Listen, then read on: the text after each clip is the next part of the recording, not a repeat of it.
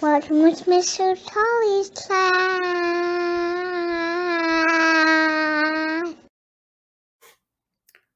Hi, my name is Ian. I'm a grade 8 homeroom teacher in LC4. I'm gonna quickly today show you how to add an icon to your Navbar. Specifically, we're going to be looking at how to add the new asynchronous independent reading website to your Navbar. First step is to be in Brightspace. When you're here at the Navbar, just basically put your cursor over top and you're going to see the sidewise hamburger show up. You're going to click that. You're then going to see the option edit this navbar appear, and that's what you're going to click. Once you click that, it's going to take you to this edit navbar page. I'm sure a lot of you are familiar and have seen this before. For those that aren't, with this navbar page, there's the pre-selected navbar icons. You can also add icons. You can reorganize them. So for example, this quizzes one, maybe I want to move up here, I can do that. Maybe I want to put it back. For some reason, I created 2 attendances. I guess that's a Freudian slip because I'm always paranoid about doing attendance, so I only need one of those. Some groups, the link to our Google Classroom, so all of this is here and available. What we're going to be doing today, though, is to add a new link. So what I want to do is I'm going to click Add Link here. It's then going to pop up and provide me a bunch of options. What you're going to see here is a pre-selected list of 90 links that have been put together by Brightspace and the TDSB. Everything's from blog posts, calendar, capstone projects, carousel chats, etc., etc. These are all pre-selected ones and pre-created ones that are available to you. What I want to do today, though, is I want to create a custom link. So I want to make a link that's not actually available within these presets. So I'm going to do create custom link. Okay. When I go here, the first thing I'm going to do is to give the link a name. So what I'm going to be doing, I'm going to go to the Google site page that was put together, the asynchronous independent reading page. I'm going to be selecting this name. I'm just going to copy that here. I'm going to go here. And then for the URL, I'm going to go back again to this to the site. I'm going to copy the URL. This website will be sent along to you as a part of this video, so you should have this. So again, what did I do? For the name, I used the name of the website, which is Asynchronous Independent Reading. For the URL, I did the URL where I just copied the web page, domain, like the HTTPS, and I put that there.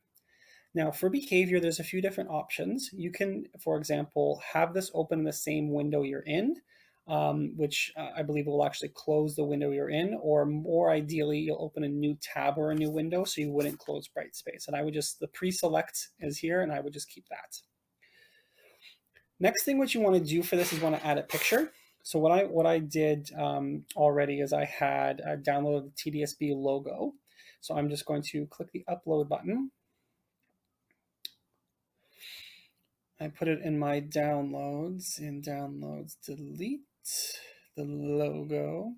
If you want, I will also include this PNG file to make it simpler. So here's a PNG file of the TDSB logo. I'm going to click open, and then there it should appear. Now what I'm going to be doing is clicking this create button here at the bottom. So click that blue create button.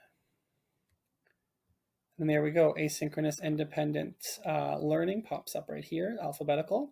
What I'm going to do, I'm going to click add. And then there you go, asynchronous independent learning. Now you might notice the name doesn't fully appear here. What you can do if you want, you can just call it independent reading, or something else as you wish. It still doesn't fully appear. Now with this, you can decide where exactly you want to put it. I'm going to move it up here a little higher because I want my students to see this. So I'm going to actually put it up here next to my Google Classroom link. After that, I'm going to go here.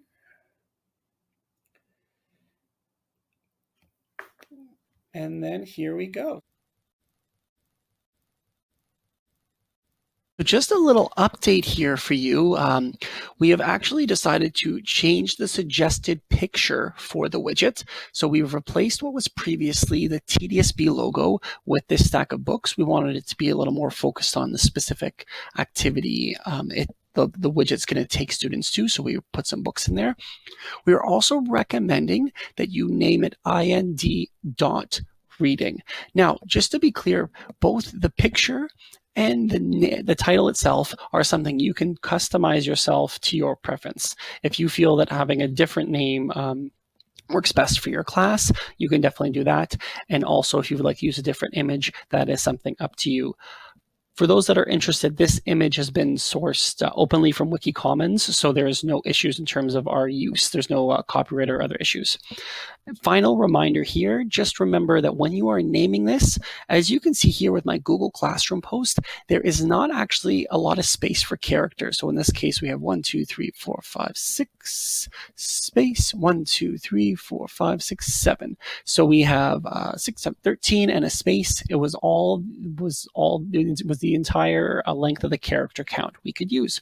Okay, great. I hope this was helpful. This video should have been included in a quick instruction packet, which included a link to the site and also a link to this open sourced image we're using for the widget. But again, like I was saying already, if you want, you do have the flexibility to name this widget whatever you wish. And also you do have the flexibility to use a different image.